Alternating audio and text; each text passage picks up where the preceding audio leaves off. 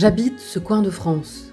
Nous sommes dans le Poitou, à la frontière mêlée des Deux-Sèvres et de la Vienne.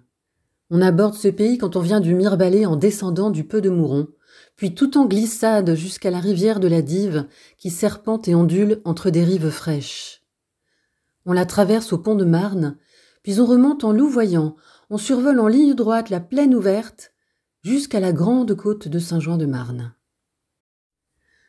Enraciné sur un affleurement de roches, lové dans les méandres de la rivière, sur les coteaux ensoleillés, dans la grandeur de la plaine, les hommes sont là. Leur présence est ancienne, antique. Ils ont occupé la steppe, se sont fortifiés sur les hauteurs, ils ont converti les marais pour étendre leurs terres, plus récemment cultivé le chanvre ou le lin pour organiser une petite industrie. Terre de sources divines, terre sacrée par ses églises aussi, avec le sanctuaire antique de Marne et l'abbatiale de Saint-Jouin-de-Marne, qui est la deuxième plus ancienne abbaye de France. Ces édifices exceptionnels sont classés depuis l'origine des lois sur la protection des monuments historiques.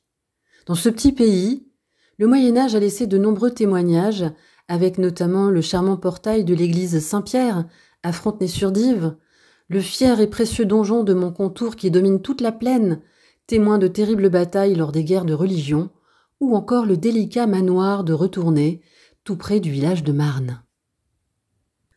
Non loin, dans la plaine, le château de Waron de la famille Gouffier est tout à fait exemplaire des châteaux de la Renaissance, où l'art s'allie en tout à l'architecture. Un château tellement précieux qu'il bénéficie du rare statut de monument national. Tous ces monuments ont été visités et distingués par Prosper Mérimée lors de sa tournée de 1840, ce qui a permis à terme leur classement et leur protection. La loi protège les monuments et leurs abords, du moins sur 500 mètres aux alentours. Et 500 mètres, c'est précisément la distance minimum entre une éolienne et une maison.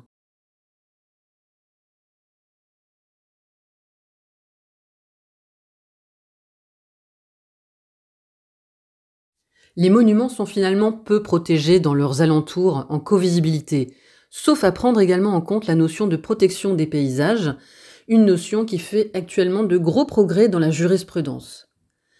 La région est également sous protection spéciale pour ses richesses naturelles. Une grande partie de la zone est entièrement protégée par des dispositifs liés à la sauvegarde des oiseaux. C'est la zone Natura 2000. J'ai rencontré Alain Armouet, naturaliste, ornithologue. Il réside non loin de Marne et il connaît parfaitement le sujet. Alors première question Alain, on a vu que voilà, on protège les monuments historiques depuis un bon moment. Quand est-ce qu'on a pris conscience qu'il fallait protéger aussi la nature? Ça remonte un petit peu déjà, la première réserve on va dire, c'est 1861, c'est la forêt de Fontainebleau. Mais en gros ça débute surtout au début du XXe siècle. Les premières lois de la protection sur les oiseaux, c'est en 1930. Et les premières grandes lois de protection de la nature, c'est 1976. Alors pour quelle raison est-ce que ici on est dans une zone qui est protégée, qui est en zone ZPS ou Natura 2000, puisque c'est le même territoire. Quelle est la particularité ici du point de vue naturel? En 1979, la France a la main sur l'Union européenne, elle a la présidence et est votée à l'unanimité la directive oiseaux. Et elle nomme 180 espèces qui sont en mauvais état.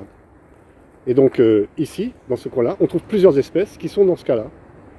Alors donc la zone elle est délimitée. Et ensuite, il y a ce qu'on appelle des contrats Natura 2000 qui sont passés souvent, la plupart du temps, avec des agriculteurs pour essayer de limiter l'impact sur les fauches, par exemple, ou pour créer des espaces où les oiseaux vont pouvoir à la fois nicher et trouver à manger. D'accord. Alors, il y a la grande star de cette zone ZPS, c'est l'outarde. Donc voilà, en deux mots, pourquoi est-ce que c'est une zone importante pour l'outarde? Parce qu'on en trouve des quantités beaucoup plus importantes ici que partout ailleurs. La population du centre-ouest de la France, elle est menacée d'extinction et en voie de disparition. C'est la dernière étape avant la voie de disparition. La voie de disparition, ça veut dire que dans les années qui suivent, il n'y a plus un seul individu. Donc on est juste avant, on est en voie d'extinction. Et donc c'est urgent, quoi. On a constaté justement une présence assez exceptionnelle. Oui, dans la plaine de Waron-Tenzay et Mirebeau-de-Ville, on a la plus forte population de cette espèce menacée. Il y a presque 100 oiseaux côté de Sèvres et 130 côté Vienne. L'ensemble de la population, c'est à peu près 700 oiseaux. Donc on a déjà plus de 200 oiseaux rien que dans notre secteur. Oui. On a ici une belle population d'outardes et on dit aussi que l'outarde c'est une espèce parapluie. Pourquoi est-ce qu'on dit ça?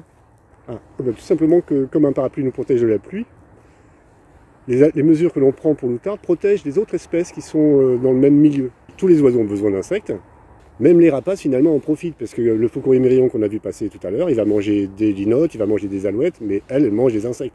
Donc toutes les espèces profitent en fait des mesures outardes. On voit beaucoup d'oiseaux ici. Hein. Alors à l'échelle européenne, on va dire le Poitou-Charentes, et la ZPS c'est Eudicnem-Criard, mais les gens à la campagne le connaissent plus sous le nom de courlis de terre. Rien qu'en Poitou-Charentes, quelque chose comme plus de 2000 couples. Il faut imaginer que en Grande-Bretagne, ils ont fait beaucoup de travail pour préserver leurs oiseaux, leurs Eudicnem criards, leurs courlis de terre. Ils ont 200 couples. Et rien que dans notre ZPS, on doit avoir de mémoire 120 ou 130 couples de ces oiseaux-là. Pratiquement la moitié de la population de toute la Grande-Bretagne. Et alors les vanneaux aussi sont très présents, on a une grosse population. C'est le cas du vanneau qui arrive en hiver.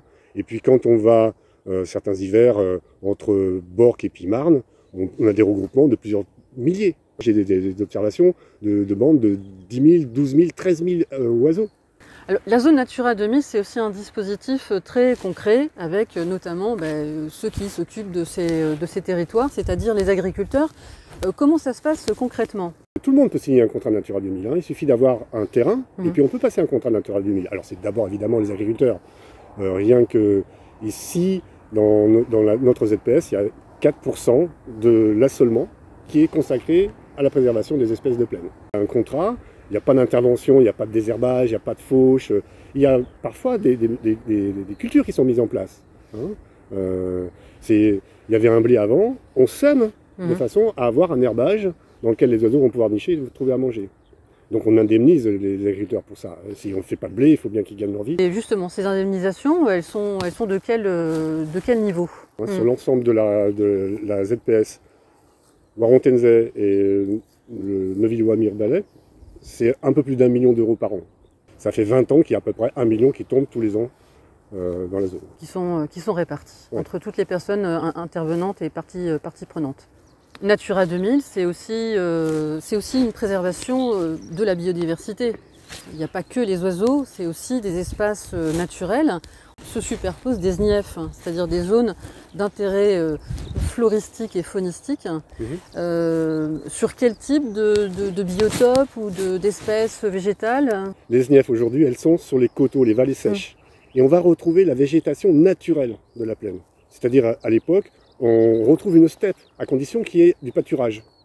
Il faut imaginer que quand les outardes sont là depuis très longtemps, elles sont là depuis le dernier réchauffement climatique, c'est-à-dire qu'on a des preuves archéologiques de la présence de l'outarde aux Magdaléniens.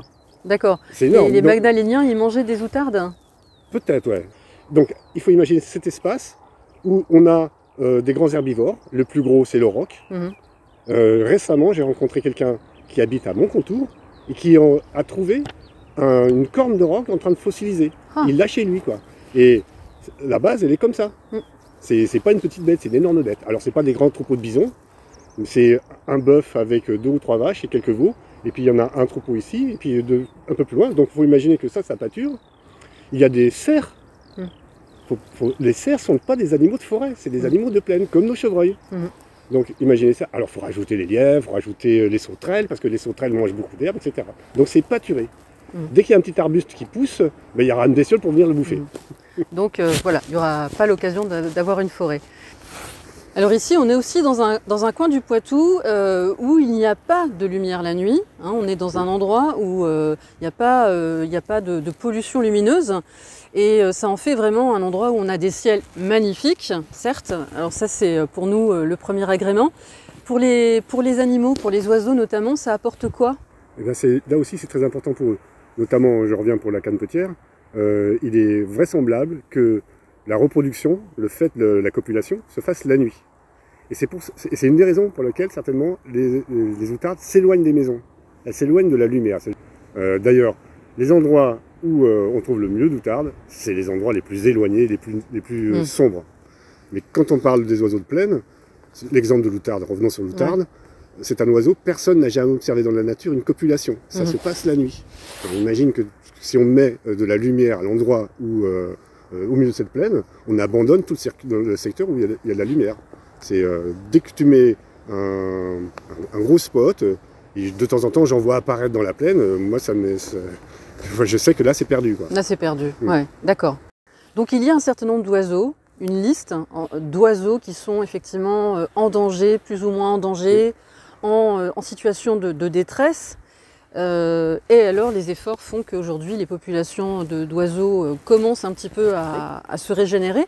Est-ce que ça a un impact aussi d'un point de vue biodiversité sur l'attrait de nouvelles espèces d'oiseaux qui viendraient coloniser ces espaces avec une certaine protection?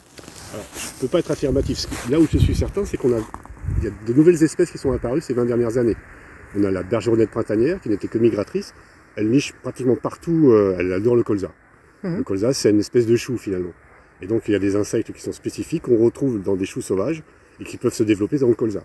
Avec la bergeronnette, il y a la gorge bleue à miroir, qui est un oiseau magnifique. Vraiment très beau. Il vit plutôt dans les marais en principe. Et là, il s'est installé en plaine depuis les années 90. Et puis on a des linottes, on a des trachémoteux, on a tout un panel d'oiseaux qui vivent dans ce milieu-là et qui, de toute façon, profitent des mesures. Ouais. Bon, ben alors ça, c'est une très bonne nouvelle. Au bout du compte, tout tend à interdire la construction d'éoliennes sur ce territoire.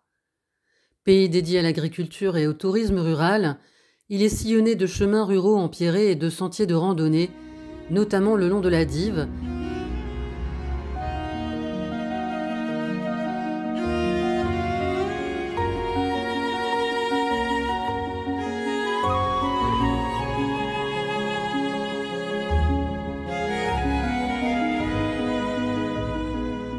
Avec un choix de nombreux lieux d'hébergement dans la verdure et le calme de la campagne. La zone est entièrement couverte par des dispositifs de protection, avec la zone Natura 2000 sur laquelle se superposent des SNIEF, zones naturelles d'intérêt écologique, faunistique et floristique, qui occupent les vallées sèches comme celles de Fourbeau, Rouget, Carreau, Cholet, Bourdigal ou encore la butte de Loré. On ne peut que se questionner lorsque l'on voit des promoteurs éoliens qui veulent pénétrer dans ces territoires sanctuaires. À terme, l'enjeu est bien celui-là. Si une seule machine acquiert le droit d'être érigée dans un espace aussi bien protégé par la loi, alors il n'existera plus aucune limite, nulle part, pour la construction de ces machines.